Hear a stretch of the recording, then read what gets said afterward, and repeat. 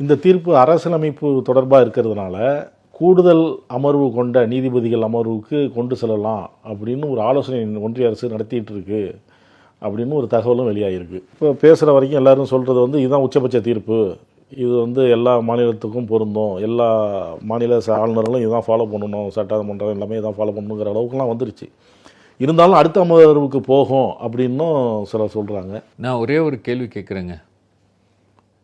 Governor 30 நாட்களுக்குள்ளோ இல்லை 3 மாதத்துக்குள்ளோ மசோதாக்கள் மேலே நடவடிக்கை எடுக்கணும், அது நடவடிக்கை எடுக்காமல் காலந்தாழ்த்தணுன்றது ஒன்றிய அரசு நினைக்குதா? முதல்ல ஃபேக்ட்ஸில் நான் சொல்கிறேன், மக்களுடைய எண்ணங்கள் தான் பிரதிபலிக்கிறது தான் அந்த மசோதா. அந்த மசோதாவை க்ளோஸ் பண்ணணும் இல்லை அது இது பண்ணணுன்றது எண்ணமா ஒன்றிய அரசுக்கு?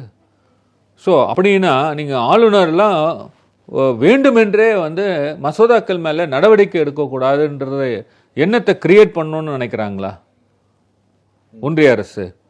ஸோ அது ஒன்று. ரெண்டாவது, இந்த டைம் லிமிட் ஃபிக்ஸ் பண்ணுறதுனால ஒன்றிய அரசுக்கு என்ன கஷ்டம்?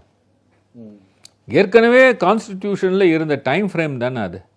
நீங்கள் as soon as possible interpret பண்ணுறதுக்கு எப்படி இன்டர்பிரேட் பண்ணுவீங்க?